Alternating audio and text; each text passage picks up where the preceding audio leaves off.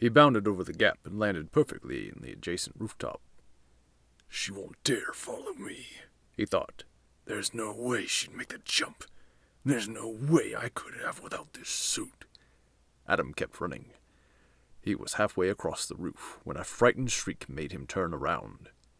She had tried to jump the gap. She'd misjudged the distance, and now was clinging for her life to the lip of the building. Looking into her terrified eyes, Adam made a move towards her. No. He stopped. She's no use to you. She doesn't trust you, doesn't respect you. Let her fall. He stood watching her, knuckles growing white, a wicked grin on his darkening face. Then he turned round, leaving her hanging there, helpless. Good. Wait. A voice inside his head wasn't his.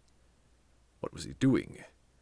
This girl wasn't some rogue or scoundrel he was supposed to be removing from the streets. She wasn't one of the bullies from his past trying to take his lunch money or throw him in a dumpster. She wasn't even a stranger. That girl was Kathy, his partner, his friend. And he was leaving her to die? Yes, said the voice. Go now, before you're seen. The voice. Whose voice? Adam struggled to think clearly. His mind seemed to belong to someone else. Who? Leave, you fool. The suit. He looked back to Kathy. Something she told him was begging to be remembered. Don't tell me you're second-guessing. It hissed. You don't need her. You have me. Adam shook his head. What was this thing? She tried to tear us apart. Or have you forgotten? Suddenly Adam was struck with a memory so vivid it almost crippled him. He was in the lair. He was arguing with Kathy. About what? The suit. She wanted him to take off the suit, and he refused. She wanted him to be powerless again. She wanted him to go back to being a nobody.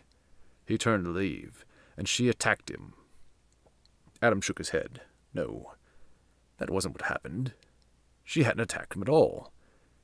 She was after the suit. She cut off a piece of his cape. He had gotten angry, violently angry. What are you doing? He'd yelled. She didn't answer. She just walked away. No. He shook his head again, begging his memory to be true to him. She had answered it. He knew it. He remembered. She looked him in the eyes, unfazed by his anger. "Believing in you," she said. What did that mean? The suit. Adam understood. The suit was changing him. It was controlling him. Somehow it had gotten into his mind. Kathy had known. She tried to warn him. She wanted to believe he was still in control. "Adam!" He spun around, head spinning, and sprinted to the building's edge. Fighting the control of the suit, he grabbed hold of her struggling wrists and pulled Kathy to the uncertain safety of the roof. In less than a second, the glimmer of hope in Kathy's eyes turned to terror as the suit created a dark mask over Adam's face. He doubled over in pain, and the suit roared to life. She tried to dodge, but to no avail. Adam's black-gloved hand shot out. His fingers clenched tightly around her throat. All she could do was try to claw her way out of the vice-like grip as she struggled for air. As he watched the life slip out of his victim, Adam again heard the wrath-like voice. "Destroy her," it hissed. His grip tightened. "Yes." It cooed. "She's pathetic. Look at her." Following instructions, Adam looked at the weakening form in his grip. His vision was blurry. The mask was blocking out most of the light, but he could make out the face of his partner as she gasped for breath. What was he doing? Where was all this hatred coming from? Why couldn't he stop it? With great effort, he resisted the rising urge to squeeze out her last remaining breath. He replaced her feet on the solid ground, and watched in horror as she crumpled. What are you doing? The voice yelled. Kill her. No. Adam heard his own voice this time. He felt the suit's hold on his mind loosen. Ripping off the mask took some effort, but once his eyes were free, he could think more clearly.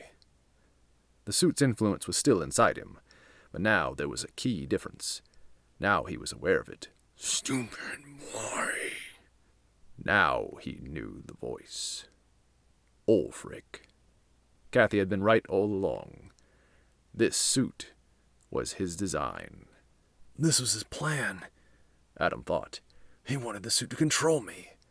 Wicked laughter echoed in his mind. You think I made this for you? Ulfric's disembodied voice mocked him.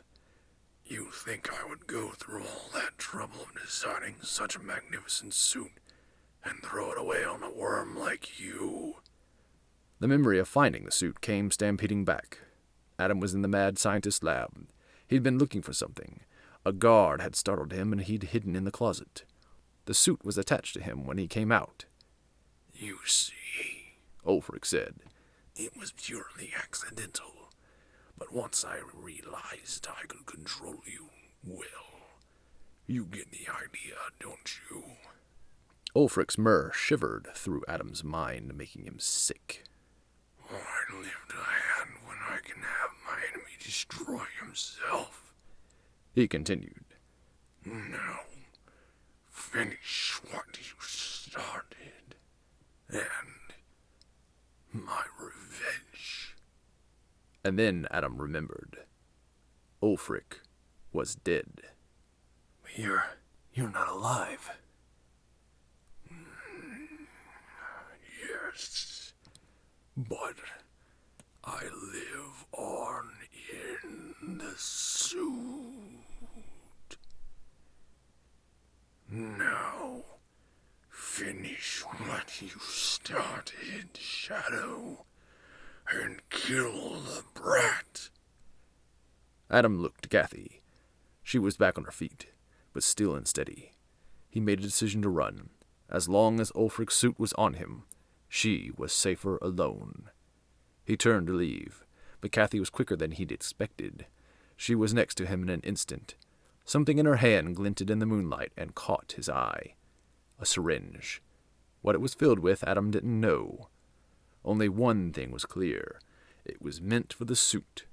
It would destroy its hold.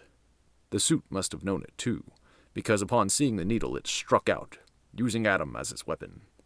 A hard kick to the gut sent Kathy flying. Another well-executed hit, and she was out. Horrified at what he'd done, Adam looked to the syringe lying beside her unconscious form.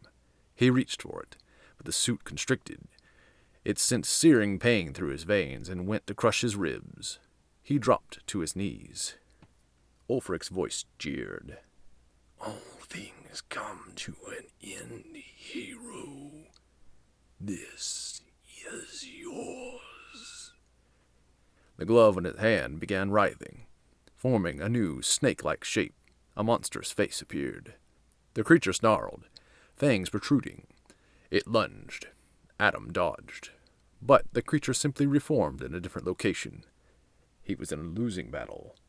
He was the monster. How could he fight himself? He grasped the syringe, and with the last of his strength, Adam plunged the needle into his chest, letting the formula escape into himself and the suit.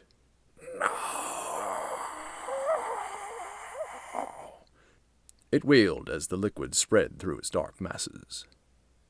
Adam cried out in pain as the suit began to dissolve. He was still physically connected to it. It was sheer agony, but it was worth it.